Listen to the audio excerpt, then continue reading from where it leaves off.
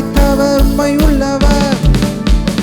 வாக்கு பண்ணினவர் மாறிடார், வாக்கு தத்தம் நிறைவேற்றுவார்.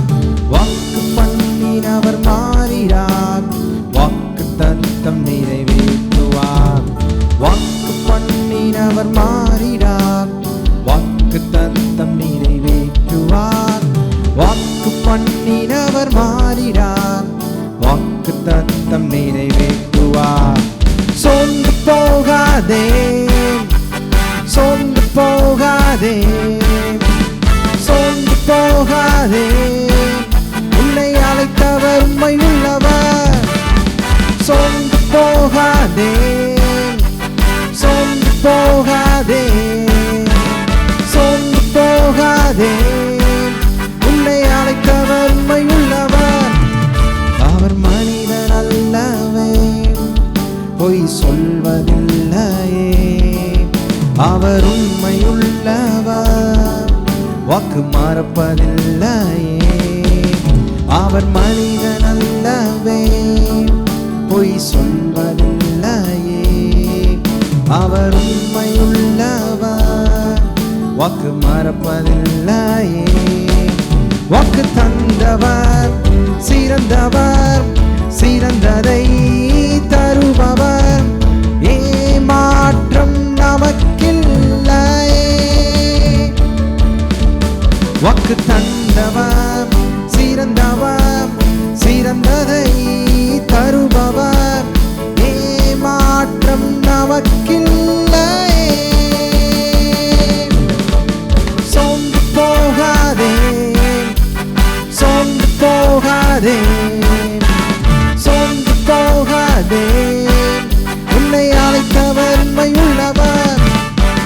சோர்ந்து போகாதே, சோர்ந்து போகாதே, சோர்ந்து போகாதே, உன்னை அழைத்தவர் உண்மையுள்ளவர். காலங்கள் கடந்ததோ, தாமதம் ஆனதோ, வாக்கு தத்தங்கள் மீது நம்பிக்கை தளர்ந்ததோ. காலங்கள் கடந்ததோ, தாமதம் ஆனதோ, வாக்கு தத்தங்கள் மீது நம்பிக்கை தளர்ந்ததோ. வாக்கு தந்தவர் சிறந்தவர், சிறந்ததை தருபவர். ஏமாற்றம் நமக்கில்லையே. வாக்கு தந்தவர் சிறந்தவர், சிறந்ததை தருபவர். ஏமாற்றம் நமக்கில்லையே. சோர்ந்து போகாதே, சோர்ந்து போகாதே, சோர்ந்து போகாதே, உன்னை அழைத்தவர் உண்மை உள்ளவர். சோர்ந்து போகாதே, சோர்ந்து போகாதே, சோர்ந்து போகாதே, உன்னை அழைத்தவர். வாக்கு பண்ணினவர் மாறிடார், வாக்கு தத்தம் நிறைவேற்றுவார். வாக்கு பண்ணினவர் மாறிடார், வாக்கு தத்தம் நிறைவேற்றுவார். வாக்கு பண்ணினவர் மாறிடார், வாக்கு தத்தம் நிறைவேற்றுவார். வாக்கு பண்ணினவர் மாறிடார், வாக்கு தத்தம் நிறைவேற்றுவார். சோர்ந்து போகாதே, சோர்ந்து போகாதே, சோர்ந்து போகாதே, உன்னை அழைத்தவர் உண்மையுள்ளவர். சோர்ந்து போகாதே, சோர்ந்து போகாதே, சோர்ந்து போகாதே, உன்னை அழைத்தவர் உண்மையுள்ளவர். சோர்ந்து போகாதே, சோர்ந்து போகாதே, சோர்ந்து போகாதே, உன்னை அழைத்தவர் உண்மையுள்ளவர். சோர்ந்து போகாதே, சோர்ந்து போகாதே, சோர்ந்து போகாதே, உன்னை அழைத்தவர் உண்மையுள்ளவர். உன்னை அழைத்தவர் உண்மையுள்ளவர். உன்னை அழைத்தவர்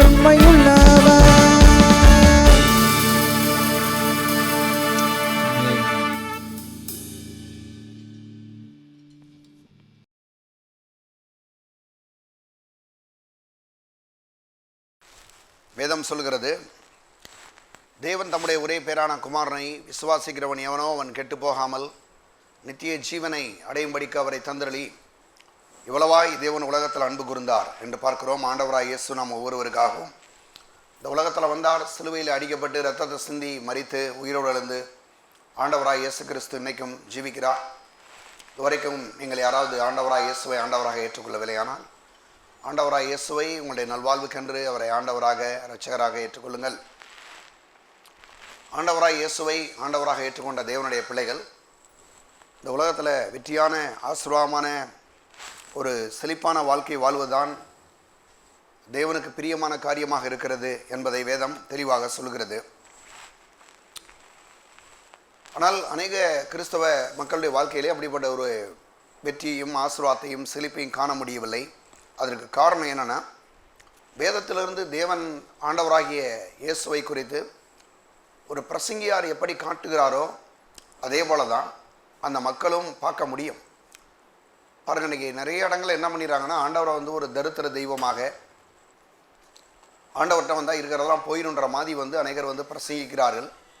இதுதான் அவங்களுடைய வாழ்க்கையிலே வெற்றியையோ நல்ல ஒரு ஆசீர்வாதமான வாழ்க்கையோ செழிப்பையோ பெற்றுக்கொள்ளாதற்கு ஒரு காரணம்.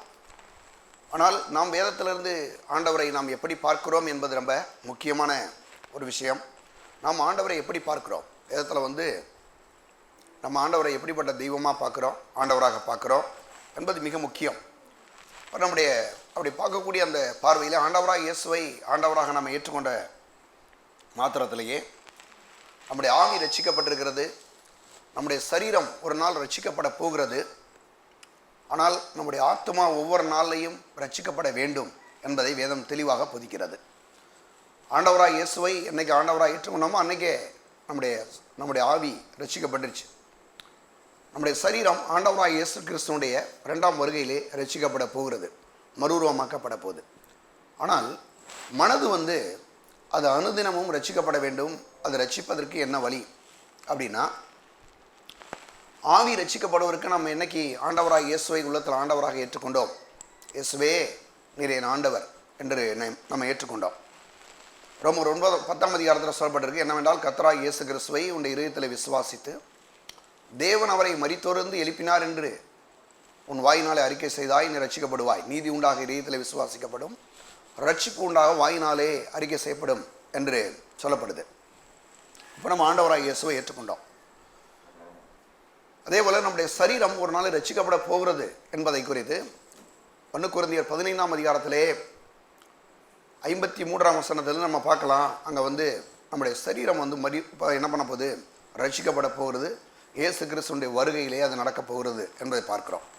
ஆனால் நம்முடைய மனது ரட்சிக்கப்பட வேண்டும். ஏன் அப்படின்னா, ரட்சிக்கப்பட்ட இந்த ஆவி கூட மனது கோஆப்ரேட் பண்ணாதனால தான் இன்றைக்கி நிறைய நேரங்களில் மக்களால் சில காரியங்களை விசுவாசிக்க முடியல, அவங்களால ஒரு பெரிய வெற்றியான வாழ்க்கையை வாழ முடியலை. அப்போ அதுக்கு என்ன காரணம் அப்படின்னா, நம்முடைய மனது ரொம்ப முக்கியமான ஒரு இடத்தை வைக்கிறது. அப்போ இந்த மனதை பற்றி தான் அவர் சொல்கிறாரு.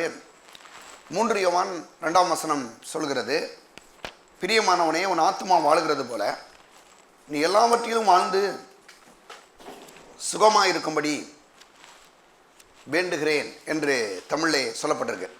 ஆனால் சில ஆங்கில வேதாகமங்களிலே பிரியமானவனே உன் ஆத்மா வாழுகிறது போல நீ எல்லாவற்றிலும் வாழ்ந்து செழிப்பாக இருக்கும்படி விரும்புகிறேன். அதாவது செழிப்புன்ற அந்த பதம் அதாவது ப்ராஸ்பரஸ் என்ற அந்த வார்த்தையை பயன்படுத்துகிறாங்க. இப்போ செழிப்பாக இருப்பது கர்த்தருடைய சித்தம். செழிப்புன்னா பாருங்கள், நிறைய பேர் என்ன நினச்சிட்டாங்கன்னா பணம் மட்டும்தான் செழிப்பு. அப்படி இல்லை. நம்முடைய ஆவிக்குரிய வாழ்வில் ஒரு பெரிய செழிப்பு வேணும், நம்முடைய ஆத்மாவில் செழிப்பு வேணும், நம்முடைய சரீர சுகம் பலத்தில் ஒரு பெரிய செழிப்பு ஏற்படணும், குடும்பத்தில் ஒரு செழிப்பு இருக்கணும், பிள்ளைகளுடைய வாழ்க்கையில் செழிப்பு இருக்கணும், நம்முடைய பாருங்கள் பாதுகாப்பில் ஒரு பெரிய செழிப்பு இருக்கணும், நீடி ஆயில் ஒரு செழிப்பு இருக்கணும். இதெல்லாம் பாருங்கள் வேதம் சொல்லுது. அப்போ ப்ராஸ்பரஸ்னால் நீங்கள் பணத்தை மட்டும் நம்ம எடுத்துட முடியாது, எல்லாமே அதில் உள்ள அடங்கியிருக்கு. அப்போது அவர் சொல்கிறாரு, விரும்புகிறேன். கர்த்தருடைய விருப்பம்லாம் என்ன இங்கே பாருங்கள். அப்போஸ்தலனாகிய யோவான் காய் ஊன்றத்தினுடைய இன்னொரு சீசனுக்கு எழுதுறாரு. என்ன எழுதுறாருன்னா, பிரியமானவனே உன் ஆத்மா வாழுகிறது போல நீ எல்லாவற்றிலும் வாழ்ந்து செழிப்பாக இருக்கும்படி நான் விரும்புகிறேன் என்று. அப்போ அவருடைய விருப்பம்லாம் பாருங்கள், ஆண்டவருடைய விருப்பம்லாம் என்னென்னா, இன்றைக்கி நம்ம செழிப்பாக இருக்கணும், நம்ம வந்து ஆண்டவருடைய நாமத்தை நம்ம மூலமாக இந்த உலகத்தில் மகிமைப்படுத்தணுன்றது தான். ஆனால் அநேகருக்கு செழிப்புனாவே அவங்களுக்கு ஒரே பயம், ஒரே கசப்பு, ஒரு மாதிரி செழிப்பு அடைஞ்சிட்டோம்னா ஒரு வேளை பின்மாறி போயிடுவோமோ, பாவம் செஞ்சுருவோமோ, சிலருக்கெல்லாம் என்னன்னா பரலோகத்துக்கே போக மாட்டோமோன்ற மாதிரி சில அவிசுவாசமான எண்ணங்கள் இருக்கிறதுனால தான் குறிப்பாக பெந்தகோஸ்தே சபைகளில், நம்முடைய சபை பெந்தகோஸ்தே சபை மறந்துட வேண்டாம், சபைகளில் நிறையா வந்து அவங்களுடைய வாழ்க்கையில் இருக்கக்கூடிய ஏழ்மைத்தனத்துக்கு, பொருளாதாரத்தினுடைய தோல்விக்கு காரணம் என்னென்னா அவங்கள்ட்ட இருக்கக்கூடிய ஒரு தவறான எண்ணங்கள் தான். அப்போ அவர் சொல்கிறாரு, பிரியமானவனே உன் ஆத்மா வாழ்கிறது போல நீ எல்லாவற்றிலும் வாழ்ந்து செழிப்பாக இருக்கும்படி விரும்புகிறேன் என்பதை பார்க்கிறோம். அப்போ செழிப்பாக இருக்கணும் அப்படின்னும் போது இன்னொரு விஷயத்தையும் கவனிக்கணும். என்ன விஷயம் அப்படின்னா, நாம் செழிப்ப இருக்கும்போது நாம் எப்படிப்பட்ட ஆளாக இருக்கிறோம். இன்றைக்கி நம்ம ஆண்டவராக இயேசுவை ஏற்றுக்கொள்றதுக்கு முன்னால் நம்ம எப்படி இருந்தோம்? பாவிகளாக இருந்தோம், பல விதமான பிசாசனால் பிடிக்கப்பட்டிருந்தோம். ஆனால் இன்றைக்கி நம்ம எல்லாருமே ஆண்டவருடைய பிள்ளைகளாக இருக்கிறோம். அது மட்டும் இல்லாமல் இன்றைக்கி பாருங்கள், நம்மளை ஆண்டவராக இயேசு கிறிஸ்துவை ஆண்டவர் என்று ஏற்றுக்கொண்ட உடனேயே நம்மளை குறித்து வேதம் சொல்லுது. எடுங்கள் வெளிப்படுத்தல் விசேஷம் 1ஆம் அதிகாரம், வெளிப்படுத்தல் 1ஆம் அதிகாரத்தை எடுங்க, 6ஆம் வசனம் பாருங்க, வாசிக்கிறேன். நம்மிடத்தில் அன்பு கூர்ந்து தமது இரத்தத்தினாலே நம்முடைய பாவங்களை நம்மை கழுவி தம்முடைய பிதாவாகிய தேவனுக்கு முன்பாக நம்மை ராஜாக்களும் ஆசாரியர்களும் ஆக்கின மகிமையும் வல்லமையும் என்றென்றைக்கும் உண்டாயிருப்பதாக, ஆமேன். என்ன சொல்றாரு? நம்மிடத்தில் அன்பு கூர்ந்து தமது இரத்தத்தினாலே நம்முடைய பாவங்களை நம்மை கழுவி தம்முடைய பிதாவாகிய தேவனுக்கு முன்பாக நம்மை ராஜாக்களும் ஆசாரியர்களுமாய் ஆக்கியிருக்கிறார். அப்போ இன்றைக்கி என்ன பண்ணியிருக்கிறோம் நம்ம அப்படின்னா, நம்முடைய பாவங்கள் எல்லாத்தையும் ஆண்டவர் கழுவி இன்றைக்கி என்ன பண்ணியிருக்காரு? பிதாவாகிய தேவனுக்கு முன்பாக நம்மளை ஆண்டவராக இயேசு என்ன பண்ணியிருக்காராம்? ராஜாக்களாயும் ஆசாரியர்களுமாய் ஆக்கியிருக்கிறார். அப்போ இன்றைக்கி நம்ம யாராக இருக்கிறோம் அப்படின்னா, தேவனுடைய பிள்ளைகளாய் மட்டுமல்லாமல் நாம் ராஜாக்களாயும் ஆசாரியர்களுமாயும் இருக்கிறோம். அப்போ ராஜாக்கள் ஆசிரியர்களாக இருக்கக்கூடிய தேவனுடைய பிள்ளைகள் ஒரு ஒன்றுலாத ஒரு ஆளாக இருக்கணும்னு அவசியம் இல்லை.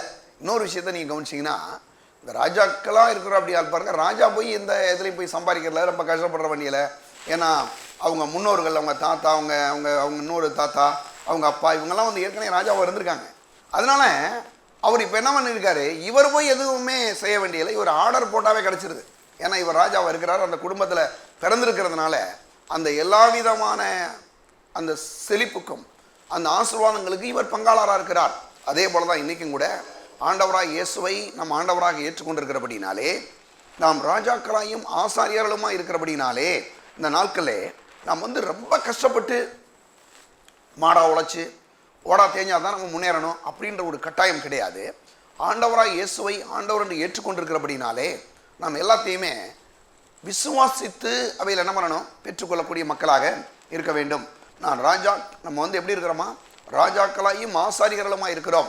அப்போ ராஜாக்களாயும் ஆசாரியர்களுமா இருக்கக்கூடிய ஒரு ஆள் ஏழையாக இருக்கணும்னு அவசியமே இல்லை. ஏழையாக இருக்கக்கூடிய ஒரு நிலைக்கு நம்ம தள்ளப்படக்கூடாது.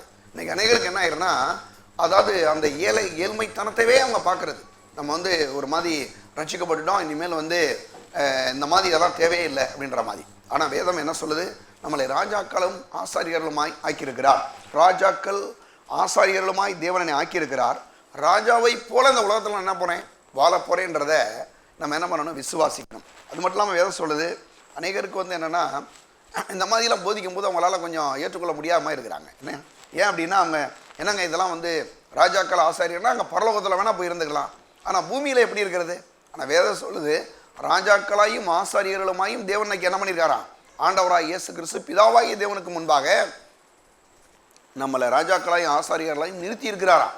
அப்போ இந்த உலகத்திலேயே அப்படிப்பட்ட ஒரு வாழ்க்கையை நம்ம என்ன பண்ண முடியும்? வாழ முடியும். அப்போ அப்படிப்பட்ட ஒரு வாழ்க்கையை வாழ்கிறது வந்து பாருங்கள், கர்த்தருக்கு பிடித்த ஒரு விஷயமா இருக்குது. சிலர் இன்னும் சில பிரச்சனைகள் என்ன பண்ணிடுறாங்க? ரட்சிக்கப்பட்டிருக்கீங்களா? ரட்சிப்போட போச்சு, முடிஞ்சிச்சு, எல்லாமே ரட்சிக்கப்பட்டுட்டோம், அப்புறம் நேராக என்ன பண்ணலாம்? பரலோகத்துக்கு போயிட வேண்டியதான். இந்த பாயிண்ட் டு பாயிண்ட் பஸ் மாதிரி என்ன பண்ணது? இங்கே ஏறினா அங்கே போய் விட்டுற மாதிரி ரட்சிக்கப்பட்டுட்டோம், அடுத்து எங்கே போனோம்? பரலோகத்துக்கு போயிடுவான், பரலோகத்தில் போய் எல்லாமே கிடைக்கும் அப்படின்ற மாதிரி பாருங்க போதிச்சிடுறாங்க.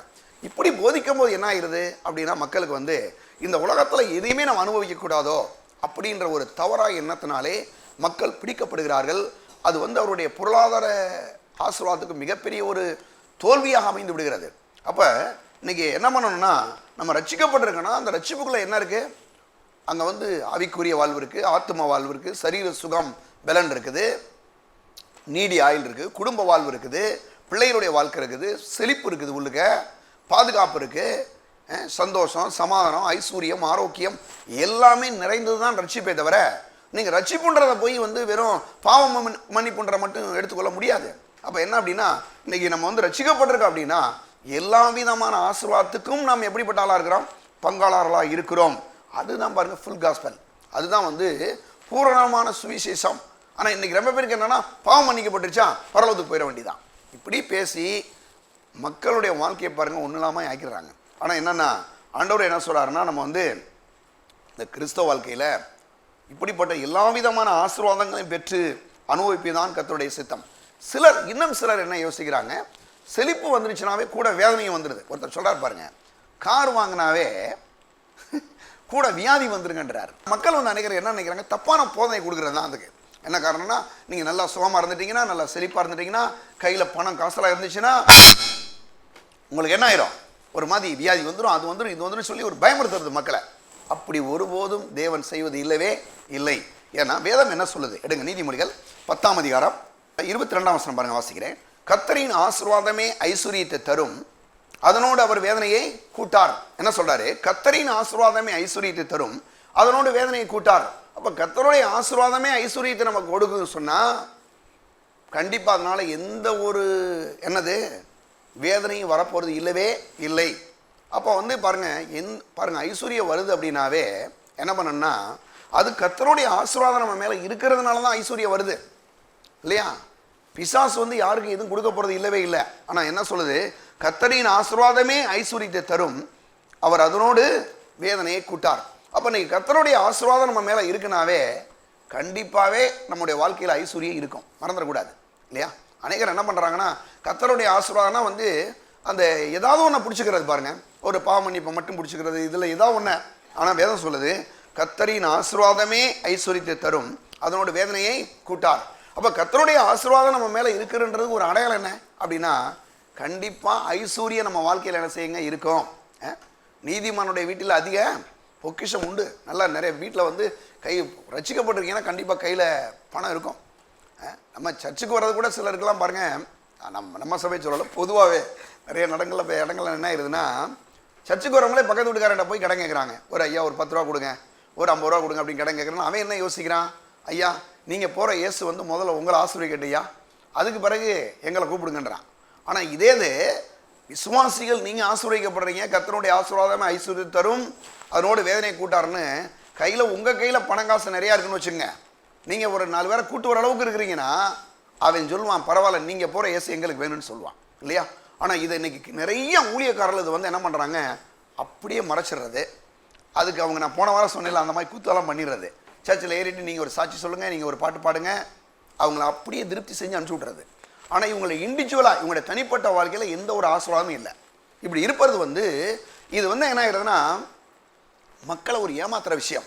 ஆனால் நல்ல குணிய, நீங்கள் சபைக்கு வரும்போது நீங்கள் ஆசீர்வதிக்கப்படும் போது தான் அந்த ஊழியத்துக்கு வெற்றியே வந்திருக்கு பாருங்க. பாஸ்டர் மட்டும் இல்லை, விசுவாசியில் நீங்கள் ரொம்ப நல்லா இருக்கணும், நீங்கள் ஆசீர்வதிக்கப்படணும், நீங்கள் ஒரு செழிப்பான மக்களாக மாறணும், வியாதிகள் சுகமாக்கப்படணும், ஒன்றும் இல்லாத மக்கள் நீங்கள் நல்லா இருக்கணும். இன்றைக்கி நம்ம சபைக்கு வரவங்க எவ்வளோ பேர் வீடு கட்டிட்டாங்க பாருங்களேன். வீடு வேலை நடந்துக்கிட்டே இருக்குது. அங்கங்கே போய் இப்போ பாருங்கள், நான் என்ன பண்ணுறேன்னா வீடுகளை ஜெர்மனி ஆரம்பிச்சு விட்றேன். மக்கள்லாம் பெரிய பெரிய வீடு கட்டுறாங்க, நல்லா வர்றாளுக்கு அப்புறம் நம்ம வீடு கட்ட ஆரம்பிச்சிட்டாங்க. ஏன்னா கர்த்தருடைய ஆசீர்வாதம் இருக்கிறதுனால வரக்கூடிய மக்கள் கண்டிப்பாக என்ன பண்ணுவாங்க, ஆசீர்வதிக்கப்படுவார்கள்.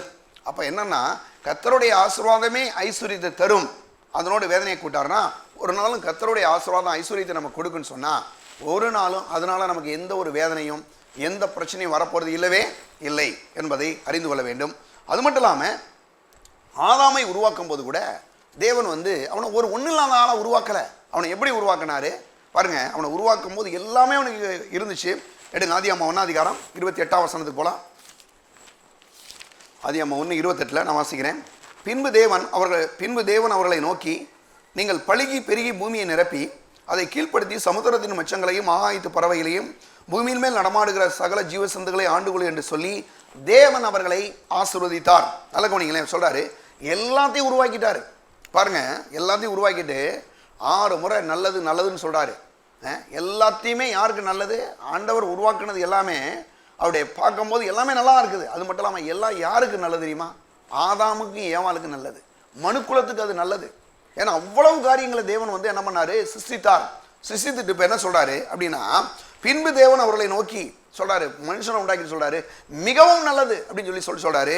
இப்ப சொல்லி முடிச்சுட்டு 28ஆம் வசனத்துல, பின்பு தேவன் அவர்களை நோக்கி, நீங்கள் பழுகி பெருகி பூமியை நிரப்பி அதை கீழ்ப்படுத்தி சமுத்திரத்தின் மச்சங்களையும் ஆகாயத்து பறவைகளையும் பூமியில் மேல் நடமாடுகிற சகல ஜீவசந்துகளை ஆண்டு கொள்க என்று சொல்லி தேவன் அவர்களை ஆசீர்வதித்தார். நல்லா கவனிங்களேன், கர்த்தர் வந்து ஆதாம ஆசீர்வதிக்கும் போது அவனுக்கு எல்லாத்தையுமே கொடுத்திருந்தார். நல்லா கவனிங்க, பார்த்தீங்கன்னா பாருங்க என்ன சொல்லியிருக்காருன்னா, நீங்கள் பலுகி பெருகி பூமியை நிரப்பி அதை கீழ்ப்படுத்தி சமுத்திரத்தின் மச்சங்கள்லாம் யாருடையது? ஆதாமுடையதான். நல்லா கவனிங்களேன், ஆதாமுடையதான். அது மட்டும் பாருங்க சொல்றாரு, மச்சங்களையும் ஆகாயத்து பறவைகளையும். இந்த பூமியில இருக்கக்கூடிய எல்லா பறவைகளையும் யாருடையதான்? ஆதாமுடையதான். ஆதாமுக்காக தான் கர்த்தர் உண்டாக்குனாரு. அடுத்து பார்த்தீங்கன்னா, பூமியிலே நடமாடுகிற சகல ஜீவசந்துகளையும் ஆண்டு கொள்ளுங்கள். பூமியில் இருக்கக்கூடிய என்னென்ன மிருகங்கள் இருக்கோ அவ்வளவு யாருடையதான்? ஆதாமுக்கு தான் கர்த்தர் கொடுத்தாரு. அங்க சொல்லப்பட்டிருக்கு பாருங்க, சகல ஜீவன்களை ஆண்டு கொள்ளும் என்று சொல்லி தேவன் அவர்களை ஆசீர்வதித்தார். ஒன்னும் இல்லாத ஒரு ஓட்டாண்டியா வந்து பாருங்க ஆதாமை உருவாக்கல, அவனை மிகப்பெரிய ஒரு செழிப்பான ஒரு ஐஸ்வர்யவானாய் தேவன் ஆதாமை உருவாக்கினார். அப்படின்னா இவ்வளவு பெரிய ஐஸ்வர்யத்துக்கும் இவ்வளவு பெரிய பாருங்க செழிப்புக்கும் சொந்தக்காரன் தான் ஆதாமே தவிர ஒன்னும் இல்லாத ஒரு ஆதாம் கிடையாது. ரொம்ப செழிப்பான ஒரு ஆதாமை தேவன் அவனை உருவாக்கினார். ஆனால் பாருங்க, வேலையை கூட நீங்க எடுங்க, வேலையை கொடுக்குறாரு ஆண்டவர். அவனுக்கு கொடுக்கும் போது பாருங்க எல்லாவற்றையும் பாருங்க வந்து அவனை ஆண்டு கொள்ளும்படி நீங்கள் பலுகி பெருகி எல்லாவற்றையும் நீங்க ஆண்டு கொள்ளுங்கன்னு சொல்றாரு.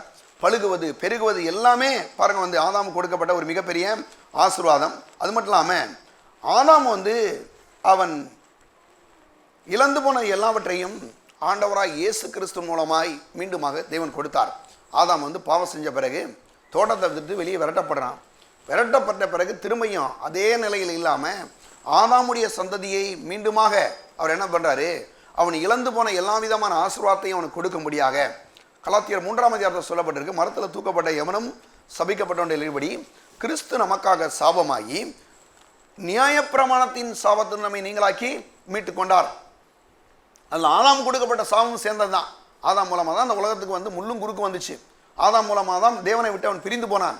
அப்போ எல்லா விதமான அந்த பாருங்க வந்து அவன் இழந்து போன எல்லா விதமான ஆசீர்வாதத்தையும் மீண்டுமாக இயேசு கிறிஸ்துவின் ரத்தத்தின் மூலமாக, கல்வாரி சிலுவையின் மூலமாக, ஆண்டவராய் இயேசு கிறிஸ்துவின் உயிர்த்தெழுதலின் மூலமாக ஆண்டவர் என்ன பண்ணாரு?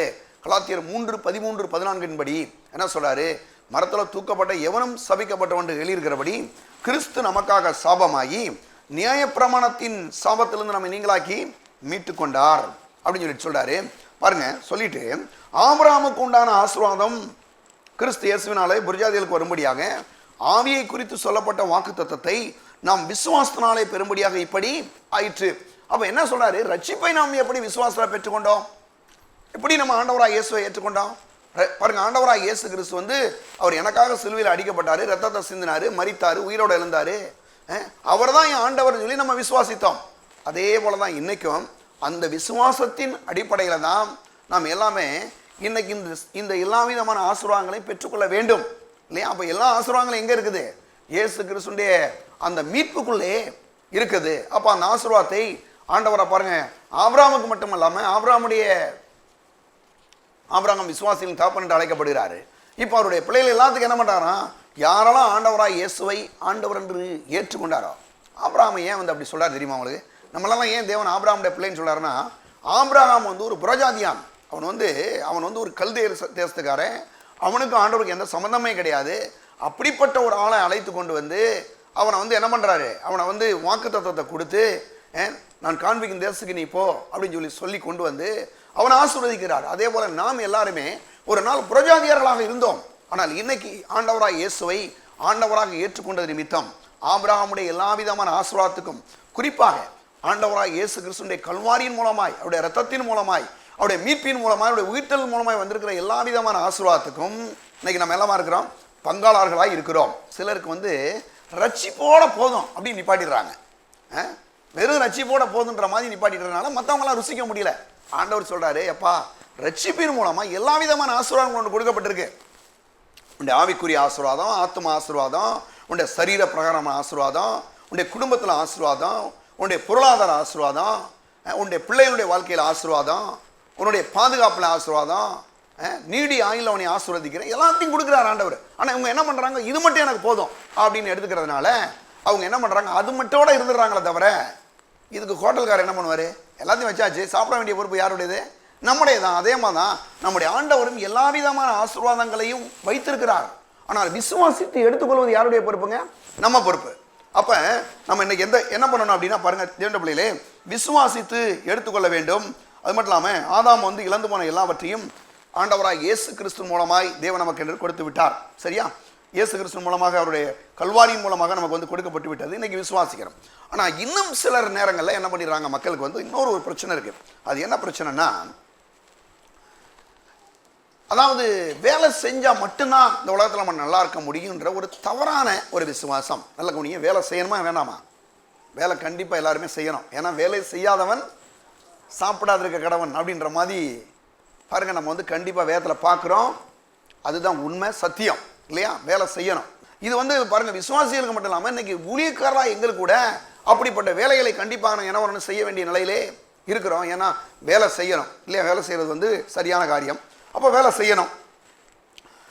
வேலை செய்கிறது வந்து பாருங்க கர்த்தருடைய ஆசீர்வாதம் தான். ஏன்னா வேலையை கொடுத்ததே யார் தான்? ஆண்டவர் தான். எடுங்க ஆதியாமம் 2ஆம் அதிகாரம் 15ஆம் வசனம் எடுங்க. ஆதியாமம் 2ஆம் அதிகாரம் 15ஆம் வசனம். வேலையை கொடுத்தது யார்? ரொம்ப பேருக்கு பாருங்க வேலை செய்யறதுக்கு கஷ்டமா இருக்கு. எடுங்க 2ஆம் அதிகாரம் 15ஆம் வசனம். தேவனாய் கர்த்தர் மனுஷனை ஏதேன் தோட்டத்திலே அழைத்து கொண்டு வந்து அதை பண்படுத்தவும் காக்கவும் வைத்தார். நல்லா சொல்றாரு. என்னன்னா தேவனாய் கர்த்தர் மனுஷனை ஏதேன் தோட்டத்திலே அழைத்து கொண்டு வந்து அதை பண்படுத்தவும் காக்கவும் வைத்தார். அப்படின்னா அப்ப இன்னைக்கு வந்து நல்லா கவனிக்கணும். என்னன்னா வேலையை கொடுத்ததை யார் தான்? கர்த்தர் தான் கொடுத்துருக்கிறாரு.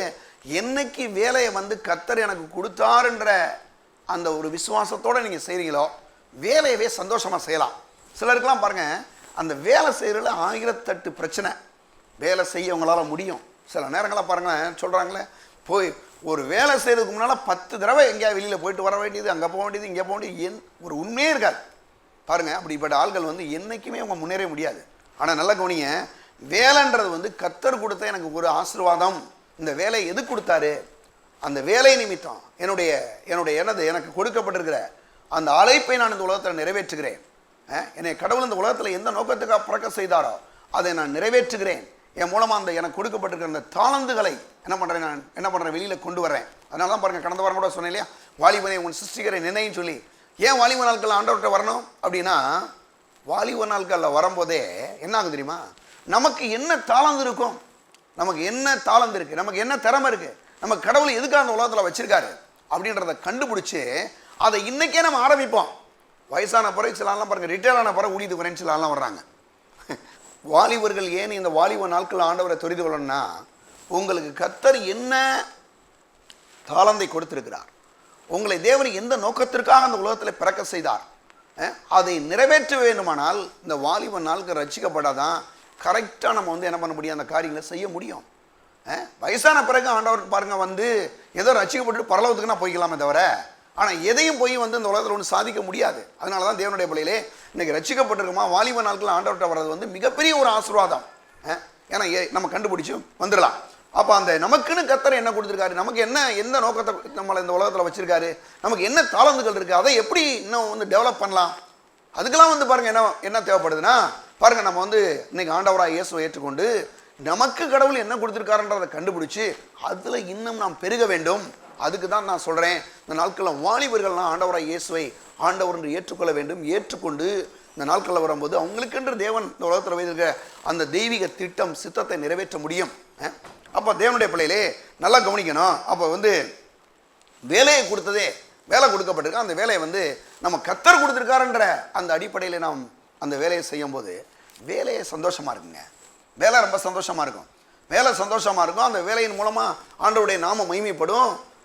ஒரு வேலையை நீங்கள் நல்லா செய்கிறீங்க, அந்த வேலையை நல்லா அநேகர் பாராட்டத்தக்க அளவுக்கு நீங்கள் செய்யும் போது என்ன தெரியுமா, அங்கே ஆண்டவருடைய நாமம் மகிமைப்படும். சொல்லுவாங்க, சர்ச்சுக்கு போகிறாருங்க, பரவாயில்ல நல்ல வேலை செய்வார் மனுஷன், சர்ச்சுக்கு போகிறாருங்க, ஒரே சோம்பேறித்தனமாக படுத்துங்கிறாங்க ஒரு மனுஷனா அப்படின்னா, இது ஆண்டவருடைய நாமத்துக்கு கேவலம். நான் சொல்கிறேன் தேவனுடைய பிள்ளையிலே, வேலை செய்கிற எல்லா பேருக்கும் நான் சொல்கிறேன். அப்போ என்னன்னா வேலை செய்யும் போது அந்த வேலையை நேசிச்சு, அந்த வேலையை கடவுள் என்ன கொடுத்துருக்காரு, எனக்கு பல ஆயிரம் பேருக்கு இல்லாத ஒரு சிலாக்கியத்தை எனக்கு இந்த வேலையை கொடுத்துருப்பார் என்று சொன்னால், அந்த வேலையை அநேகர் பாராட்டத்தக்க அளவுக்கு, ஆண்டவருடைய நாம மகிமைப்படத்தக்க அளவுக்கு, என்னுடைய கடவுள் கொடுத்த அந்த தாளந்துகளை வெளிக்கொண்டுகிற அளவுக்கு, அதன் மூலமா நான் சந்தோஷப்படுற அளவுக்கு நான் வேலை செய்ய போறேன். அப்படிப்பட்ட ஒரு வேலையை நாம் செய்யக்கூடிய மக்களாக இருக்க வேண்டும். அது வேலையா இருக்கலாம், படிப்பா இருக்கலாம், எந்த காரியமா இருக்கலாங்க.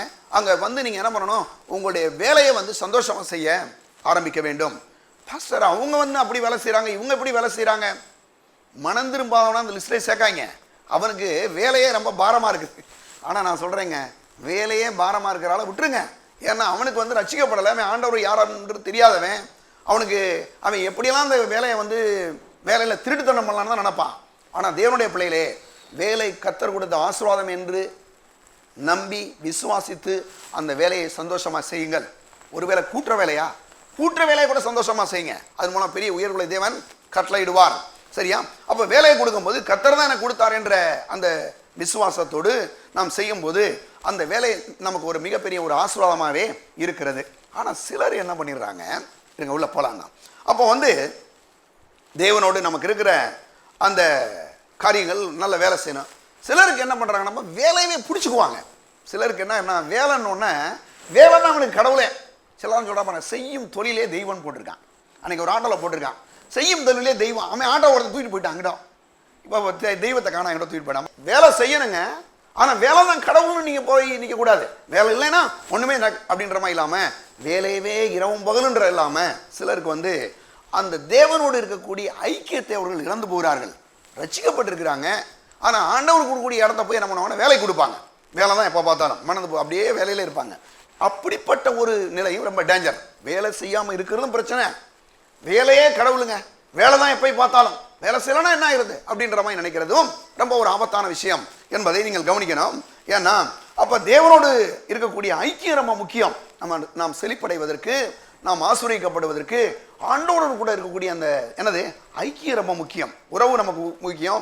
ஏன்னா அவர் இன்னார் என்ற அந்த அறிகிற அறிவை நாம் பெற்றுக்கொள்ளும் போது என்ன பண்ண முடியும், ஆண்டவரே பாருங்க, பகலின் குளிர்ச்சியான வேளையில் ஆதாமோடு தேவன் என்ன பண்ணாரு, உறவாடினார், வேலையும் கொடுத்தாரு, வேலையும் செய்யறான்.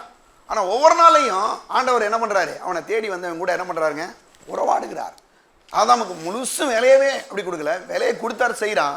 ஆனா ஆண்டவரோட உறவாடுகிற நேரத்துல உறவாடுறான். ஆனா சில மக்களுக்கு, சிலருக்கு என்ன பண்றது, வேலை வேலை வேலை வேலைன்னு வேலைக்கு போயிடுறது. சிலருக்கு பாருங்க என்னன்னா, பாருங்க என்ன பண்றதுன்னா, பாருங்க வேலையை செய்யறதே கிடையாது. அப்படி ஒரு குரூப். இந்த ரெண்டுமே ரொம்ப ஆபத்து. அப்ப என்ன பண்ணணும், வேலையும் நம்ம செய்யணும். அதோட என்னன்னு ஆண்டவரை வேதம் சொல்லுது, முதலாவது தேவனுடைய ராஜ்யத்தையும் அவருடைய நீதியும் தேடுங்கள், அப்பொழுது இவைகள் எல்லாம் உங்களுக்கு கூட கொடுக்கப்படும். சரியா? அப்போ வந்து தேவனோடு கூட இருக்கக்கூடிய அந்த ஐக்கியத்தை அவரை தேடணும். சிலர் ஞாயிற்றுக்கிழமை ஆராதனைக்கு வராம கூட வேலைக்கு போறது. ஆனா வேதம் சொல்லுது, முதலாவது தேவனுடைய ராஜ்யத்தையும் அவருடைய நீதியும் தேடுங்கள், அப்பொழுது இவைகள் எல்லாம் உங்களுக்கு கூட கொடுக்கப்படும். வேலையை பாருங்க, உலக மக்கள்லாம் பாருங்க வேலை வேலை வேலை வேலைன்னு பணம் பண்ண சாகுறான் பாருங்க. நல்லா கவனிச்சுங்க. ஏன்னா அவனுக்கு தெய்வம்லாம் கடவுள். சிலாம் பாருங்க பணத்தை கண்ணில் அப்படி ஒத்திக்கிறான், கேட்டா சாமின்றான். பணன்றது ஒரு வேலைக்காரன் தாங்க, ஒரு டூல்ஸ். அது வேற பெரிய விஷயமே கிடையாது. நீங்க பணத்தை பெரிய அளவுலலாம் வந்து பணம் அப்படின்ற மாதிரி பேசுனீங்கன்னா நத்திங், பிரச்சனையும் இல்லை. அது கர்த்தர் நீங்க விசுவாசித்தீங்கன்னா கர்த்தர் கேட்டார்னா கொடுப்பாரு, எது வேணாலும் கொடுக்குறாரு.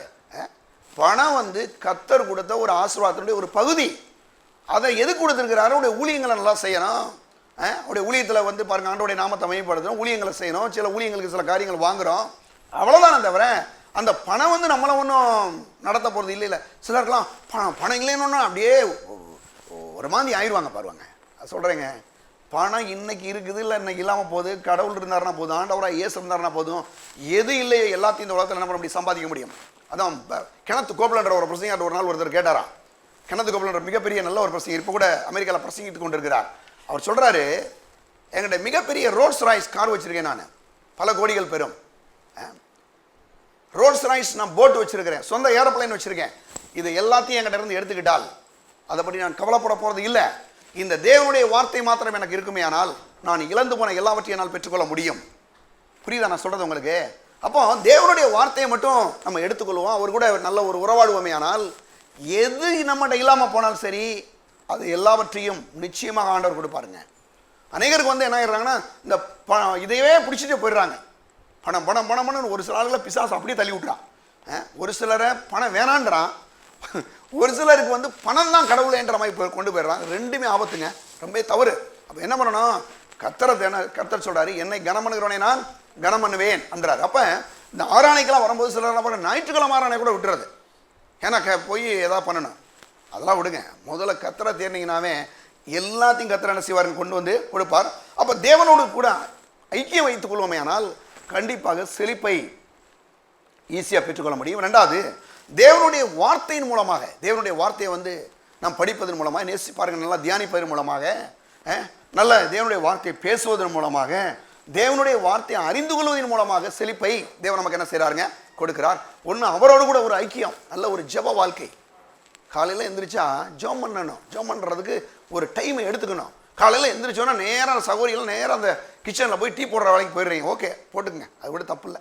கொஞ்சம் குடிச்சிட்டு கூட ஜெபம் பண்ணிடலாம். சிலருக்கு குடிச்சிட்டு டீயை மட்டும் குடிச்சிட்டு ஜெபமே பண்ணுறதில்ல. நல்லா கவனிங்க. ஜெபத்துக்குன்னு நான் ரட்சிக்கப்பட்டு பல வருஷங்கள் ஆச்சு. 13 வயசில் நான் ரட்சிக்கப்பட்டேன். ஆண்டவராக இயேசுவை ஏற்றுக்கிட்டேன். அன்னைக்கு உன்னை கற்றுக்கிட்டேன். நான் ஜெபம் பண்ணணும், நல்லா ஆண்டோடைய சமுத்திரம் போய் ஜெபம் பண்ண கற்றுக்கிட்டேன். பாருங்கள், இன்னைக்கு வரைக்கும் நான் தனிப்பட்ட நிலையில் நான் ஜெபிக்கிறேன். நான் என்னுடைய மனைவி சேர்ந்து கூட இன்னைக்கு எத்தனை மணி நேரங்கள் கூட சில நேரங்களில் ஜெபம் பண்ணிடுறோம். ஏன் ஜெபம் பண்ணுறோம்? முதல்ல வந்து அவரோடு கூட இருக்கக்கூடிய ஐக்கியம் எனக்கு ரொம்ப முக்கியம் இல்லையா? ரெண்டாவது, அவருடைய வார்த்தை முக்கியமாக இருக்குது. அவரோடு கூட நம்ம வந்து வைக்கக்கூடிய அந்த ஐக்கியமும் அவருடைய வார்த்தையை வந்து நம்ம சார்ந்து கொள்ளும் போது கர்த்தர் இன்னார் என்ற ஒரு அறிகிற அறிவு வருது. என்னதுன்னா, நம்முடைய தேவன் ஐஸ்வர்யத்தின் தேவன், ஐஸ்வர்ய சம்பனராக இருக்கிறார். நம்ம கேட்டால் அவர் கொடுப்பாரு. இதெல்லாம் எப்படி நம்ம எப்படி கண்டுபிடிக்க முடியும்? வேதத்தை படிக்கும் போது தான் கண்டுபிடிக்க முடியும். அநேகருக்கு வந்து வேதத்தை படிக்கிறதே கிடையாது. இன்னைக்கு எடுத்துகிட்டு வர்ற பைபிளில் அடுத்த வாரம் ஞாயிற்றுக்கிழமை தான் ஒரு தட்டு தட்டி எடுத்துகிட்டு வரலாம் இருக்குது. நீங்கள் அப்படி இருக்க மாட்டேங்க, நான் நம்புகிறேன். அப்படிலாம் இருக்காங்க. கண்டிப்பாக என்ன பண்ணுங்க, பைபிள் எடுத்து படிங்க. படிக்கிறதுக்கு தான் இதை வந்து இவ்வளோ பெரிய புத்தகத்தை கொடுத்துருக்காரு கடவுள் இல்லையா? ஆண்டவர் கொடுத்துருக்காரு. அப்போ நாம் அந்த தேவனுடைய வார்த்தையோடு கூட நாம் வந்து ஒன்று தேவனோடு கூட ஐக்கியப்படுகிறோம். ரெண்டாவது, அவருடைய வார்த்தையின் மூலமாய் அவரோடு கூட நாம் ஐக்கியப்படும் போது நமக்கு செழிப்பை கொடுக்கிறார். ரெண்டாவது, அவருடைய வார்த்தையை நேரத்தை செலவிடுவது மூலமாய் என்னது செய்கிறாரு? நமக்கு செழிப்பை கொடுக்கிறார். அது மட்டும் இல்லாமல் நாம் எல்லாரும் பாருங்க வந்து தேவனோடு கூட உறவாடுகிறோம், தேவனுடைய வார்த்தையை நாம் கற்றுக்கொள்கிறோம். அது மட்டும் இல்லாமல் அப்படி கற்றுக்கொள்ளும் போது நமக்கு ஒரு வெளிச்சம் உண்டாகுது. சில நேரங்களில் அந்த உலகத்தில் எத்தனையோ சில பிரச்சனைகள், பொருளாதாரத்தில் பலவிதமான நெருக்கடிகள், பெரிய பெரிய பிரச்சனைலாம் வருது. பாருங்க, நீங்கள் நம்ம ஊரில் ஒரு 40 ரூபா கொடுத்தா சாப்பிட்டு வந்துடலாம். ஒரு இட்லி ஒரு 10 ரூபான்னு வச்சா கூட 40 ரூபா ஆகிடும். நம்முடைய பக்கத்தில் இருக்கக்கூடிய ஸ்ரீலங்காவில் ஒரு நேரம் சாப்பாடு 450 ரூபாயா, 4 இட்லி தான் கொடுக்குறான். அங்கே என்னங்க ப்ராப்ளம் அப்படின்னு நீங்கள் கேட்டிங்கன்னா, பக்கத்தில் இருக்க பாகிஸ்தானில் அதே பிரச்சனை தான். அங்கேயும் பொருளாதாரத்தில் பெரிய ப்ராப்ளம். என்ன பிரச்சனை அவங்களுக்கு அப்படின்னா, பொருளாதாரத்தில் மிகப்பெரிய தோல்வி, பொருளாதாரத்தினுடைய பண வீக்கம் அங்கே அதிகமாகிடுச்சு. பணம் அதிகமாக கொடுப்பாங்க, ஆனால் பொருள் கொஞ்சமாக தான் கிடைக்கும் இல்லையா? இப்படிப்பட்ட சில நெருக்கடிகள் வரும்போது மக்களுக்குள்ள என்ன ஆகிடுது அப்படின்னா, ஐயோ நம்ம நிலைமை இவ்வளோ தான் மோசமாக போயிடுமோ, ஒருவேளை நம்முடைய பணம்லாம் போயிடுச்சு என்ன பண்ணுறது, ஒருவேளை அவங்களுக்கு அப்படி ஆகி போச்சு, இவங்களுக்கு இப்படி ஆகி போச்சு, இவங்க தொழில் இப்படி கெட்டு போச்சு, அவங்க தொழில் அப்படி கெட்டு போச்சு, அதனால நமக்கும் இப்படி ஆகிடுமோ அப்படி என்ற சில நேரங்களில் விசுவாசிகளுக்கும் பிசாசு என்ன பண்ணுறான், சில பயத்தை உண்டாக்குறான். பணம் போயிடுச்சுன்னா என்ன ஆயிடுது, என்ன இது இல்லாமல் போச்சுன்னா என்ன ஆகும், அது இல்லாமல் போச்சுன்னா என்ன ஆகும் அப்படின்னு சில பயத்தை கொடுத்து மக்களை என்ன பண்ணுறான்னா அந்த பணத்தை தேடுறதுலையுமே தள்ளி விட்டுறான்.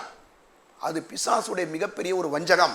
அப்போ இன்னைக்கு என்ன பண்ணணும், நாம் யாராக இருக்கிறோம், நாம் யாராக இந்த பூமியில் யாராக இருக்கிறோம் என்பதை நாம் அறிந்து கொள்ள வேண்டும். இதை குறித்து எடுங்க, பிலிப்பியர் 3ஆம் அதிகாரம் எடுங்க. நாம் யாராக இருக்கிறோம் எடுங்க. நம்ம முதல்ல ராஜாக்களாக ஆசாரிகளாக இருக்கிறேன்னு சொன்னால், இப்போ பிலிப்பியர் 3ஆம் அதிகாரத்தை எடுங்க எல்லாரும். 3ஆம் அதிகாரத்தில் 20ஆம் வசனம் நான் வந்து வாசிக்கிறேன். 20ஆம் வசனத்தை நான் வாசிக்கிறேன். நம்முடைய குடியிருப்போ பரலோகத்தில் இருக்கிறது, அங்கே இருந்து கர்த்தராய் இருக்கிற இயேசு கிறிஸ்து என்னும் ரட்சகர் வர எதிர்பார்த்து கொண்டிருக்கிறோம். நம்முடைய குடியிருப்போ எங்கே இருக்கான்? பரலோகத்தில் இருக்குது. இப்போ நம்ம குடியிருப்பு அங்கே இருக்குன்னு வச்சுங்க. நம்மலாம் ஏன் இங்கிலீஷில் நான் நேற்றுக்கு பார்த்துட்டு இருந்தேன், அவர் சொல்கிறாரு நம்மெல்லாம் ஹெவன்லி சிட்டிசன் அப்படின்னு போட்டுருப்பாருங்க. என்னென்னா நாம் எல்லாருமே எங்கே இருக்கிறோமா, பரலோகத்தினுடைய பிரஜைகளாக இருக்கிறோம். குடியிருப்புனா என்னது? பிரஜைகளாக இருக்கிறோம். நம்மளாம் இந்திய தேசத்துடைய குடிமக்களாக இருக்கிறோம் இல்லையா? எல்லாருக்கும் நம்ம ஊரில் பாருங்கள், ஸ்கூலுக்கு போகும்போது சொல்கிறாங்க, ஆங்கிலம் சொல்கிறாங்க, I am Indian, all Indians என்னது பிரதர் அண்ட் சிஸ்டர்ஸ் அப்படின்னு சொல்கிறாங்க எல்லாரும். நம்மளாம் இந்திய தேசத்தில் பிறந்திருக்கிறதுனால இந்திய தேசத்தினுடைய குடிமக்களாக இருக்கிறோம். அதே போல நாம் ஆண்டவராய் இயேசு கிறிஸ்துவை நம்ம ஆண்டவர் என்று என்னைக்கு ஏற்றுக்கொண்டோமோ அன்னைக்கெல்லாம் நாம் யாரா இருக்கிறோமா, பரலோகத்தினுடைய சிட்டிசனாக, பரலோக குடிமக்களாக நம்ம என்ன செய்யறோமா இருக்கிறோம் அப்படின்னா நல்ல கவனிங்க. அப்போ பரலோக குடிமக்களாக இருக்கிறதுனால அந்த பரலோக தேவனுடைய ஆசீர்வாதத்தை நம்ம என்ன பண்ணணும், பெற்று அனுபவிக்க வேண்டும். இன்னொரு வசனத்துக்கு போவோம். எடுங்க 2 கொரிந்தியர் 5ஆம் அதிகாரம் 20ஆம் வசனம் நான் வாசிக்கிறேன் பாருங்க. 20ஆம் வசனம், ஆனபடினால் தேவனானவர் எங்களை கொண்டு புத்தி சொல்கிறது போல நாங்களும் கிறிஸ்துவுக்காக ஸ்தானாதிபதிகளாயிருந்து தேவனோடு ஒப்புரவாகுங்கள் என்று கிறிஸ்துவின் நிமித்தம் உங்களை வேண்டிக் கொள்கிறோம். ஸ்தானாதிபதிகள்னா அம்பாசடர் என்ற அந்த பாத்தை உபயோகிக்கிறாங்க. அம்பாசடர்ஸ்னா யாரு அப்படின்னா தூதர்கள். இன்னைக்கு நம்முடைய தேசம் இருக்குன்னு வச்சுங்க, இப்போ நம்ம தேசத்துல இருந்து ஒரு அம்பாசிடர் அனுப்புறாங்க, ஸ்ரீலங்காவோ அல்லது மற்ற ஏதோ ஒரு நாட்டுக்கு அனுப்புறாங்க. அந்த நாட்டில் வந்து விலைவாசிகள் அதிகம்.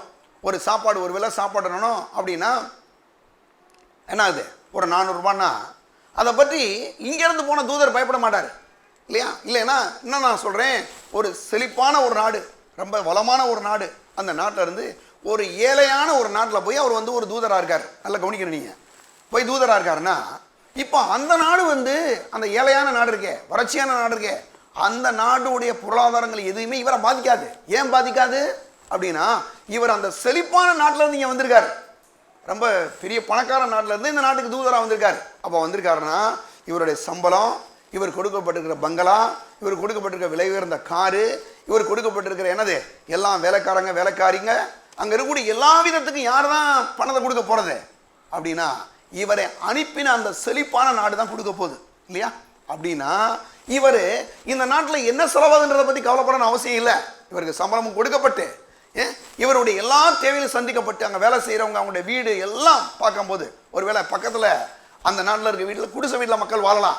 ஆனால் இவர் பெரிய ஒரு பங்களாவில் வாழ்கிறாரு, ஃபுல் ஏசி போட்டிருக்காரு, நல்லா இருக்காரு. அப்படின்னா இது இந்த ஏழையான நாட்டினுடைய என்ன கிடையாது, அந்த பொருளாதார அளவின்படி அல்ல, அந்த செழிப்பான நாட்டினுடைய பொருளாதார அளவின்படி அவர் என்ன பண்ணுறாருங்க, வாழ்ந்து கொண்டிருக்கிறார். அதே போல தான் நானும் சொல்கிறேன், உங்களுக்கு நல்லா கவனிக்கணும். நாம் எல்லாருமே பரலோக சிட்டிசனாக இருக்கிறபடினாலே, பரலோக தேவனுடைய பிள்ளைகளாக நாம் இருக்கிறபடினாலே, நாம் அவருடைய ஸ்தானாதிபதிகளாக இந்த உலகத்தில் இருக்கிறபடினாலே நம்ம என்ன பண்ணுங்க, அதை மாதிரி தான் நம்ம வாழணுமே தவிர ஒன்றும் இல்லாத ஒரு ஆளாக வாழவே கூடாது. எனக்கு கர்த்தர் தான் என்னுடைய தேவை சந்திக்கக்கூடியவர், அவர் தான் என் ஆதாரம் என்று நாம் விசுவாசிக்க கற்றுக்கொள்ள வேண்டும்.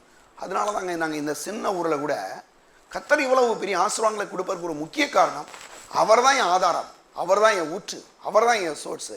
யார்கிட்டையும் நாங்கள் எதையும் கேட்கறதில்ல, தேவன் எங்களுடைய தேவையை சந்திப்பார் என்று விசுவாசிக்கிறோம். அதை தேவன் மிக அற்புத ரீதியில் என்ன செய்கிறார், சந்திக்கிறார்.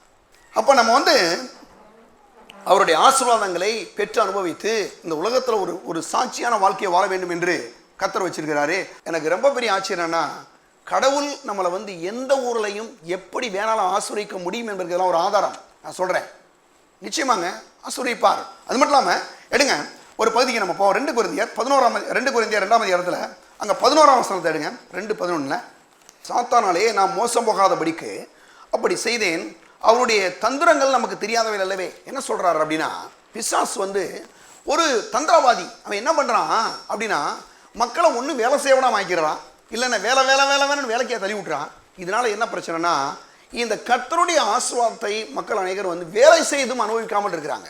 வேலை செஞ்சு கூட அவங்களால ஏன் அனுபவிக்க முடியல அப்படின்னா, அவங்க வந்து ஆண்டவருக்கு கொடுக்கக்கூடிய இடத்த போய் யார் கொடுத்துட்றாங்க, வேலைக்கு கொடுத்துட்றாங்க. அப்போ ஆண்டவருக்கு கொடுக்க வேண்டிய நேரத்தை அதை ஆண்டவருக்கு நீங்கள் கொடுக்கும்போது நான் சொல்கிறேன், நம்ம நினைக்காத ஆசீர்வாதங்களை தேவன் நமக்கு என்ன செய்வாருங்க, கொடுக்குறார். அது மட்டும் இல்லாமல் பிசாசு வந்து சில நேரங்களில் அவனுக்கு என்ன பிரச்சனைனா, இந்த ஒன்று கர்த்தர் கூட நெருங்கி பழகக்கூடாது, இன்னொன்று பாருங்கள் அவருடைய ஐக்கியத்தை கெடுக்கணும், ரெண்டாவது தேவனுடைய வசனத்தை வந்து நேரத்தை செலவிடக்கூடாது. தேவனுடைய பிள்ளையிலே நாம் எவ்வளவு அதிகமான நேரங்கள் வேத வசனத்தில் நேரத்தை செலவிடுகிறோமோ அவ்வளவாக தேவன் நம்மை ஆசீர்வதிக்கிறான். அது மட்டும் இல்லாமல் இங்கே சொல்கிறாரு, அப்போ பிசாசுக்கு 2 விஷயங்கள் பிடிக்கல.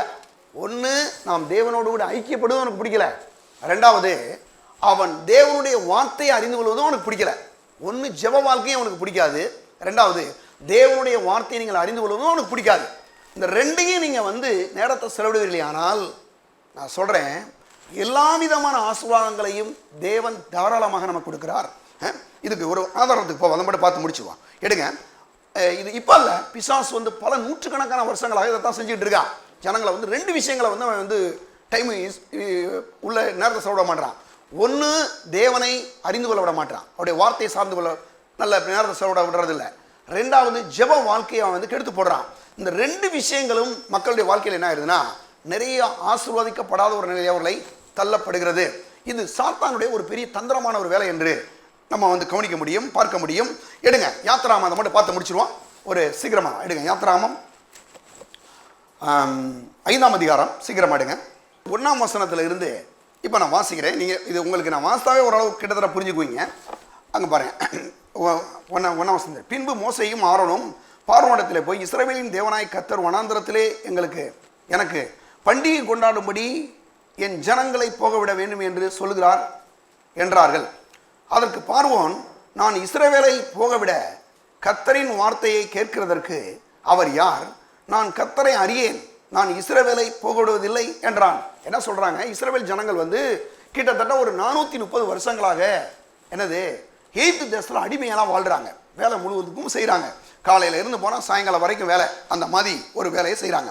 செய்கிறது மட்டும் இல்லாமல் பெரிய பெரிய காரியங்களாம் செய்கிறாங்க. பித்தோம் ராம்சஸ்ன்னு சொல்லக்கூடிய பெரிய பெரிய பட்டணங்கள்லாம் அவங்க கட்டுறாங்க. கட்டினது இல்லாமல் வேலை ரொம்ப ஹார்டாக வாங்குறான். இவங்களுடைய வேலை என்ன வேலை அப்படின்னா, செங்கலை செய்கிற வேலை, செங்கல் செய்கிற வேலை வந்து செய்கிறாங்க. மண்ணை எடுத்து செய்யணும், இந்த வேலை செய்கிறாங்க. அப்போ கர்த்தர் வந்து என்ன பண்ணுறாரு, யாத்திராமத்தில் சொல்கிறாரு, நான் இஸ்ரவேலின் ஜனங்களுடைய என்னது கூக்குரலை கேட்டேன், அவருடைய கதலை கண்டேன்னு சொல்லிட்டு மோசையை கூப்பிடுறாரு. கூப்பிட்டு சொல்கிறாரு, நான் இஸ்ரவேல் ஜனங்களுக்காக பாலும் தேனும் ஓடுகிற நலம் விசாலமாக நல்ல தேசத்தை அவருக்கு என்ன பண்ணியிருக்கேன், வைத்திருக்கிறேன். நீ போய் அவங்கள புறம் என்ன பண்ணணும், விடுதலையாகி கொண்டு வரேன்னு சொல்கிறார். இவன் உடனே மோசே போகிறான். மோசையும் ஆரோனும் போய் பார்வோன்ட்ட பேசுகிறாங்க. என்ன பேசுகிறாங்கன்னா, எங்கள் ஜனங்களை வந்து நீங்கள் விடணும், நாங்கள் கர்த்தரை போய் ஆராதிக்க போகிறோம் அப்படின்னு சொல்கிறாங்க. அவன் என்ன சொல்கிறான், நல்ல கவனிங்களேன். அதற்கு பார்வோன், நான் இஸ்ரவேலை போக விட கர்த்தரின் வார்த்தையை கேட்கறதுக்கு அவர் யார்? அவனுக்கு கர்த்தரை பற்றியே தெரியாது. நல்ல கவனிங்க தேவனுடைய பிள்ளைகள், வேலை செய்கிற எல்லாருமே நீங்கள் உலகத்தாண்ட போய், ஐயா இன்றைக்கி நான் சர்ச்சுக்கு போகிறேன், இன்றைக்கி காலையில் நான் 7 மணிக்கெலாம் போகணுங்க, நீங்கள் ஏதாவது ஒரு பெர்மிஷன் கொடுக்கணும், இல்லை இன்றைக்கி லீவை கொடுக்கணும். அவன் என்ன சொல்லுவான், கர்த்தர் யார், அவருடைய வார்த்தைக்கு நான் ஏன் என்ன செய்யணும், செய்ய வந்து கேட்பானா கேட்க மாட்டானா? கேட்பாங்க. பார்வோனுடைய நிலைமை தான். நீங்கள் போய் சர்ச்சுக்கு வர்ற நேரத்தில் போய் அவன் ரட்சிக்கப்படாதவன் மனம் திரும்பாதவன் அவன்கிட்ட போய் நீங்கள் பர்மிஷன் கொடுத்தீங்கன்னா, நீங்கள் இன்றைக்கி லீவு கொடுத்தீங்கன்னா நான் சர்ச்சுக்கு போவேங்க அப்படின்னு சொன்னீங்கன்னா அவன் சொல்லுவான், என்ன சொல்லுவான்ற நாங்கள் சொல்கிறேங்க. அதற்கு பார்வோன், நான் இஸ்ரவேலை போக விட கர்த்தரின் வார்த்தை கேட்கிறவன் அவர் யார்? நான் கர்த்தரை அறியேன். என்ன சொல்கிறான், நான் கர்த்தரை அறியேன், நான் இஸ்ரவேலை போக விடுவதில்லை. அவன் என்ன சொல்வான், ஐயா எனக்கு வேலை முக்கியம், ஐயா எனக்கு வேலை முக்கியம், நீ சர்ச்சுக்கு போ, நீ ஏசுனாரை கும்பிடாம கூட போ, அது எனக்கு தேவையில்லை, எனக்கு என்ன பண்ணணும், நீ வேலைக்கு வரணும். இந்த நேரத்தில் நம்ம என்ன முடிவு எடுக்க போகிறோம் அப்படின்றது முக்கியமான விஷயம். சில நேரங்களில் மக்கள் என்ன பண்ணிடுறாங்க, இந்த வேலைக்கு போகிறதவே ஞாயிற்றுக்கிழமை கூட சில ஆள்கள் பாருங்க என்ன பண்ணிட்டு இருக்குது, வேலைக்கு போகிறது, கடையை திறந்து வைக்கிறது, அன்னைக்கு தான் அள்ளி கொடுக்குற சில ஆள் ஞாயிற்றுக்கிழமை கல்யாணம் வைக்கிறான் பாருங்க. நான் இஸ்ரவேலை போக விட கர்த்தரின் வார்த்தையை கேட்கிறதுக்கு அவர் யார்? அவனுக்கு என்னன்னு தெரியல, ஆண்டவர்னா என்னன்னு தெரியல. அடுத்து பாருங்க சொல்றான், நான் கர்த்தரை அறியேன், நான் இஸ்ரவேலை போக விடுவதில்லை. என்ன கேட்குறாங்க, நாங்கள் போய் ஒரு 3 நாள் போய் ஆண்டவரை போய் ஆராதிக்க போகிறோம் கேட்குறமே. சொல்கிறான், கர்த்தர் யாரு, அவருடைய வார்த்தையை நான் என் கேட்கணும் அப்படின்னு கேட்குறான். நான் கர்த்தரை அறியேனே. நீங்கள் தெரியாதவன்ட்ட போய் பெர்மிஷன் கேட்டீங்கன்னா வேணா பெர்மிஷன் கொடுப்பான். அப்போ தேவனுடைய பிள்ளைகளை நம்ம தான் முடிவு எடுக்கணும் பாருங்க. அப்பொழுது அவர்கள், எபிரேயருடைய தேவன் எங்களை சந்தித்தார், நாங்கள் வனாந்தரத்திலே 3 நாள் பிரயாணமாய் போய் எங்கள் தேவனாய கர்த்தருக்கு பலியிடும்படி போகவிட வேண்டும், போகாதிருந்தால் அவர் கொள்ளை நோயும் பட்டயமும் எங்கள் மேல் வர பண்ணுவார் என்றார்கள். எகிப்தின் ராஜா அவர்களை நோக்கி, மோசையும் ஆரோனுமாகிய நீங்கள் ஜனங்களை தாங்கள் வேலையை விட்டு களைய பண்ணுகிறது என்ன, உங்கள் சுமைகளை சுமக்க போங்கள் என்றான். என்ன சொல்கிறான், அவன் சொல்கிறான், திரும்ப ஒரு பாயிண்ட்டுக்கு வர்றான், ஐயோ நாங்கள் போல என்ன விஷயம் என்ன தெரியுமா, வியாதி வந்துடுறியா அப்படின்னா கூட அவன் கேட்க மாட்டான். வியாதி வந்தால் என்ன எனக்கு உனக்கு தானே வருது போன்றாங்க பாருங்க. அடுத்தவன் என்ன சொல்கிறான் பாருங்க, இவன் உடனே பாருங்க சொல்கிறான், அந்த நீங்கள் வந்து என்ன செய்கிறீங்கன்னா எங்கள் வேலையை கெடுக்குறீங்க. அவன் சொல்கிறான், எங்கள் ஜனங்களுடைய வேலையை களைய பண்ணுகிறீர்கள், ஏன்னா வேலை செய்ய விடாதபடி நீங்கள் என்ன பண்ணுறீங்க, அவங்கள வந்து தொந்தரவு கொடுக்குறீங்க, நீங்கள் வேலை செய்ய விட மாட்டீங்க அப்படின்னு சொல்கிறான் பாருங்க. எகிப்தின் ராஜா அவர்களை நோக்கி, மோசையும் ஆரோனுமாகிய நீங்கள் ஜனங்களை தங்கள் வேலைகளை விட்டு களைய பண்ணுகிறது என்ன, உங்கள் சுமைகளை சுமக்க போங்கள் என்றான். பின்னும் பார்வோன் இதோ தேசத்திலே ஜனங்களை மிகுதியாக இருக்கிறார்கள், அவர்கள் சுமை சுமக்கிறதை விட்டு ஓய்ந்திருக்கும்படி செய்கிறார்களே என்றான். அன்றியும் அந்நாளிலே பார்வோன் ஜனங்களின் ஆலோட்டிகளையும் அவர்கள் தலைவரையும் நோக்கி, செங்கல் வேலைக்கு நீங்கள் முன்போல இனி ஜனங்களுக்கு வைக்கோல் கொடுக்க வேண்டாம், அவர்கள் தாங்களே போய் தங்கள் வைக்கோல் சேர்க்கட்டும், அவர்கள் முன் செய்து கொடுத்த கணக்கின்படியே செங்கல் செய்யும்படி சொல்லுங்கள், அதிலே நீங்கள் ஒன்றும் குறைக்க வேண்டாம், அவர்கள் சோம்பலாய் இருக்கிறார்கள், அதனாலே நாங்கள் போய் எங்கள் தேவனுக்கு பலியிடுவோம் என்று கூக்குரலிடுகிறார்கள். நம்மலாம் வேலை இல்லாமல் இங்கே உட்காந்துருக்காங்க சொல்கிறான்.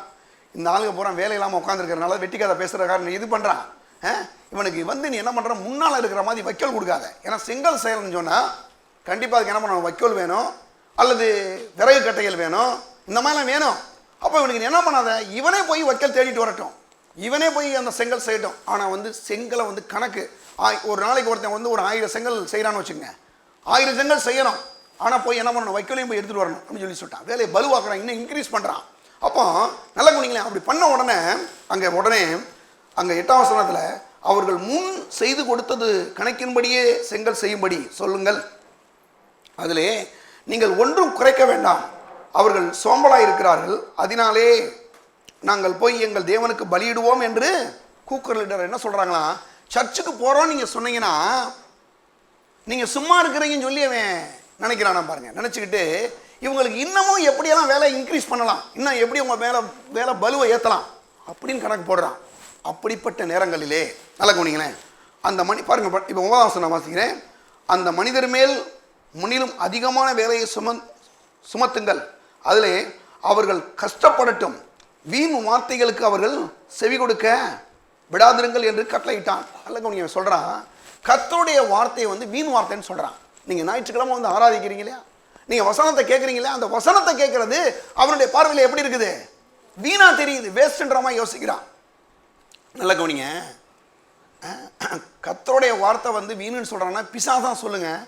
ஏன்னா பிசாசு வந்து வேலையை ரொம்ப பெருசாக காமிக்குது. ஆனால் கர்த்தருடைய அந்த பாருங்க வார்த்தையை அவருடைய ஜெபிக்கிறத அவர் ஆராதிக்கிறத வந்து என்ன பண்ணுது, முழுவதுமாக மக்களை ஏமாத்துகிறது. ஏன்னா இவங்க அங்கே வந்துட்டாங்கன்னா இவங்க இருந்த அந்த 430 வருஷங்களில் இருந்த அந்த அடிமைத்தனத்தை இவங்க விடுவிக்கப்படுறாங்க.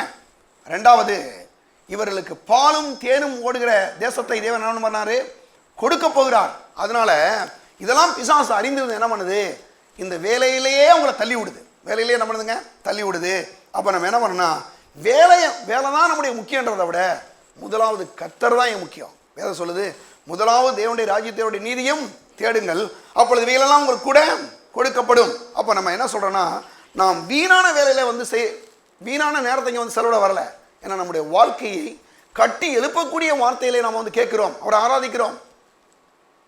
பாருங்க வேதத்தில் எடுங்க, நீதிமொழிகள் 25ஆம் அதிகாரம் 1ஆம் வசனம் எடுங்க, சீக்கிரம் எடுங்க. 11ஆம் வசனம் பாருங்க, நான் வாசிக்கிறேன். அங்கே சொல்லப்பட்டிருக்கு அவருடைய வார்த்தை பாருங்க, ஏற்ற சமயத்திலே சொன்ன வார்த்தை வெள்ளித்தட்டிலே வைக்கப்பட்டு பொற்பலங்களுக்கு சமானம். நல்லா கவனிங்களேன், தேவனுடைய வார்த்தை ஏற்ற சமயத்திலே. நிறைய நேரங்களில் பாருங்கள், நம்ம வாரம் முழுவதும் வேலைகளை செய்கிறோம், அதை பண்ணுறோம் இதை பண்ணுறோம். ஆனால் நீங்கள் இங்கே ஆராய்ச்சியில் உட்கார்ந்துருக்கும் போது பிரசங்கிக்கும் போது உங்களுக்கு தேவையான வார்த்தை கர்த்தர் என்ன பண்ணுறாரு, உங்களோட பேசுகிறார். ஏதோ ஒரு ரீதியில் உங்களுக்கு வந்து ஒரு வார்த்தையாக வந்துடும். அப்போ என்ன சொல்கிறாரு, ஏற்ற சமயத்தில் நம்ம என்ன செய்ய போகிறோம் அப்படின்னு ஒரு கலக்கமான நிலையிலே இங்கே தேவனுடைய வார்த்தையை நீங்கள் கேட்கும்போது உங்களை கர்த்தர் அப்படிப்பட்ட ஒரு தரித்திரத்திலிருந்து விடுவிக்க முடியும், சோமாக்க முடியும், உங்களுடைய தேவைகளை சந்திக்க முடியும். ஏதாவது ஒரு ஐடியா உங்களுக்கு கிடைச்சிடும் அந்த வார்த்தையின் மூலமாக. ஆனால் இதை கேட்க விடாமல் ஆக்கிறதுக்கு தான் பிசாசு வேலை பலுவை என்ன பண்ணுறது, இன்க்ரீஸ் பண்ணுறது, அதிகமாக்குறது. அப்போ தேவனுடைய பிள்ளையிலே ஒன்றை கவனிக்கணும், வேலையை பார்க்கறது பாருங்க, வேலையை செய்யாமல் இருக்கிறதும் என்னது, அது செழிப்பை கெடுத்துரும். வேலை வேலை வேலை வேலைன்னு போய் கர்த்தருக்கு முதலிடத்தை கொடுக்காம வேலைக்கு முதலிடத்தை கொடுக்கறதும் செழிப்பை கெடுத்துரும். அப்போ நம்ம என்ன பண்ணணும்னா பாருங்க, கர்த்தருக்கு என்ன இடத்த கொடுக்கணும், கர்த்தருக்கு என்ன இடத்த கொடுக்கணும், வேலைக்கு என்ன இடத்த கொடுக்கணும், எதற்கு எந்தெந்த இடத்த கொடுக்கணுன்றத நாம் தீர்மானித்து நம்ம என்ன பண்ணணும், ஆண்டவரை அவருடைய வார்த்தை அவரோடு ஒரு ஐக்கியப்பட வேண்டும். அவருடைய வார்த்தையில நேரத்தை செலவிடும் போது கர்த்தர் சொல்றாரு, முதலாவது தேவனுடைய ராஜ்யத்தினுடைய நீதியும் தேடுங்கள், அப்பொழுது வேலையெல்லாம் உங்களுக்கு கூட கொடுக்கப்படும். தேவனுடைய பிள்ளைகளை நான் சொல்கிறேன், இப்படி சில மனுஷர்கள் பார்வன மாதிரி சில மனுஷர்கள் வருவான், ஞாயிற்றுக்கிழமை போய் எங்கள் என்ன செய்ய போகிறேன், என்ன கிடச்சிரும், அதான் பாருங்க, ஒரு பாஸ் சொன்னாராம், நீங்களாம் ஞாயிற்றுக்கிழமை போய் அந்த 2 மணி நேரத்தை வேஸ்ட் பண்ணுறீங்க அப்படின்னாராம் ஒருத்தர். அவர் சொன்னாராம், சரிங்க, நீங்கள் தான் அந்த 2 மணி நேரத்தை வேஸ்ட் பண்ணால் வேலைக்கு போகிறீங்களே, என்ன வச்சுருங்க கேட்டாராம். அவர் சொன்னாராம், ஐயா 10 லட்ச ரூபா கடை இருக்குங்க. நல்லா போனீங்க, அதுதான் பிரச்சனை. ஏன்னா என்னைக்கு மனுஷன் வந்து கர்த்தரை தேடாமல் விடுறானோ, அவருடைய வார்த்தையை தேடாமல் விடுறானோ, அவருடைய சமூகத்தை தேடாமல் விடுறானோ, என்னைக்கு தேவனுடைய பாருங்க ஆராதனைக்கு கொடுக்க வேண்டிய இடத்த வந்து வேலை கொடுக்குறானோ, அன்னைக்கே என் வாழ்க்கையிலே பலவிதமான அழிவுகளும் பலவிதமான பொருளாதார பிரச்சனைகள் ஏற்படுது. ஆனால் நான் சொல்கிற தேவனுடைய பிள்ளைகளே, முதலாவது தேவனுடைய ராஜ்யத்தையும் அவருடைய நீதியும் கேடுங்க. செழிப்புக்கு முக்கியமான விஷயம் என்னன்னா, முதலாவது நம்ம வந்து என்ன பண்ணோம், நான் ராஜாக்கள் என்னை ராஜாவாக ஆசாரியர்களாக தேவன் வைத்திருக்கிறார். அப்போ ராஜாவாக ஆசாரியனாக இருக்கிறேன்னா, என்னுடைய தேவன் பரலோகத்தினுடைய ஆசீர்வாதத்தினால என்னை ஆசீர்வதிக்கிற தேவனாக இருக்கிறார். ஒன்று. ரெண்டாவது, அவரோடு கூட நம்ம ஐக்கியப்பட வேண்டும். மூன்றாவது, அவருடைய வார்த்தையை நல்ல படிக்க நேரத்தை செலவிட வேண்டும். அது மட்டும் இல்லாமல் ஆராதனை சொல்லும் போது, நான் சொல்கிறேன், ஞாயிற்றுக்கிழமை ஆராதனை நடக்குது, புதன்கிழமை அன்னைக்கு பைபிள் ஸ்டடி நடத்துகிறோம், சனிக்கிழமை பாசிங் பிரேயர் நடத்துகிறோம்.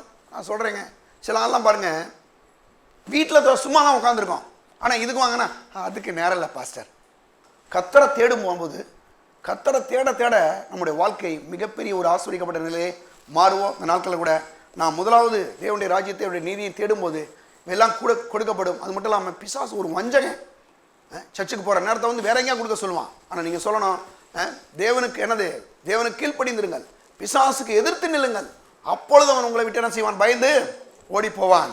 அப்போ ஓடுவான்னா நம்ம அதை ஈர்த்து நிற்கணும். வேலை செய்கிற அன்னைக்கு ஞாயிற்றுக்கிழமை கூப்பிட்றேன்னா போடாமல் வேலை அப்படின்னு சொல்லி நீங்கள் வந்துடணும். வரும்போது நான் சொல்கிறேங்க, அதுக்கான ஆசீர்வாதத்தை நிச்சயமாக தருகிறார். நான் சொல்கிறேங்க, ஆண்டவரை நம்ம தேடும்போது, அவருக்கு நேரத்தை செலவிடும் போது, அவரை ஆராதிக்கும் போது, அவருடைய சமூகத்தில் ஜெபிக்கும் போது, அவருடைய வார்த்தை கேட்கும் போது, ஒரு நாளும் ஒரு ஒரு ஒரு ஆள்கிட்ட போய் கையேந்தி நிற்கின்ற ஒரு நிலை ஏற்படாதுங்க. நிச்சயமாக சொல்கிறேன், என்னால் இந்த உறுதியாக சொல்ல முடியும். தேவன் அப்படிப்பட்ட ஆசீர்வாதங்களை நமக்கு கொடுக்கிறார். நான் சொல்கிறேன், இந்த நாட்களிலே செழிப்பு எப்படி வருகிறது அப்படின்னா, தேவனோடு கூட ஐக்கியப்பட வேண்டும். அவருடைய வார்த்தையை நல்லா கேட்கும்படி இப்படி ஆராதனைக்கு முதலிடத்தை கொடுங்க. நான் சொல்கிறேன், இன்னைக்கு ஒருவேளை உங்கள் வாழ்க்கையில் செழிப்பு இல்லாமல் இருக்கலாம், பொருளாதாரங்கள் இல்லாமல் இருக்கலாம், நிச்சயமாக கர்த்தரை தேடும் போது மற்ற எல்லாவற்றையும் கர்த்தர் கொடுப்பார். கர்த்தர் உங்களை ஆசீர்வதிப்பார். எல்லாரும் எழுதி நிற்போம், ஜெபிப்போம். பரலோக பிதாவே, எம்மை துதிக்கிறோம், உமக்கு நன்றி செலுத்துகிறோம். நல்லவரே, எம்மை துதிக்கிறோம் கர்த்தாவே. முதலாவது தேவனுடைய ராஜ்யத்தினுடைய நீதியும் தேடுங்கள், அப்பொழுது வெயிலெல்லாம் உங்களுக்கு கூட கொடுக்கப்பட்டுன்னு சொன்னீரே, அந்த வார்த்தையின்படி இந்த நாட்களில் உம்மை தேடி வந்திருக்கிற நம்முடைய ஜனங்களை நீர் ஆசீர்வதிப்பீராக ஆண்டவரே. எல்லா விதமான தருத்திரங்களும் இயேசுவின் நாமத்தில் ஒளிந்து போனபடியாலுமே துதிக்கிறோம். ஆண்டவருடைய பிள்ளையுடைய வாழ்க்கையிலே, ஆவியிலே, ஆத்மாவிலே, சரீரத்தில், கையின் பிரயாசங்கள்ல மிகப்பெரிய ஒரு செழிப்பை நீர் கட்டளையிடும்படியாக நாங்கள் ஜெபிக்கிறோம். வேற அப்படி செய்யறதுக்காக நன்றி செலுத்துகிறோம். உடைய ஜனங்களை ஆசீர்வதியும் இயேசுவின் நாமத்தில் ஜெபிக்கிறோம் பிதாவே, ஆமென். நம்முடைய கர்த்தராகிய இயேசு கிறிஸ்துவின் கிருபையும் பிதாவாகிய தேவனுடைய அன்பும் பரிசுத்த ஆவியானுடைய ஐக்கியமும் இப்பொழுதும் எப்பொழுதும் நம்மோடு கூட இருப்பதாக, ஆமென். இயேசு ராஜாவுக்கே ஜெய், இயேசு ராஜாவுக்கே ஜெய், இயேசு ராஜாவுக்கே ஜெய். கர்த்தர் உங்களை ஆசீர்வதிப்பார்.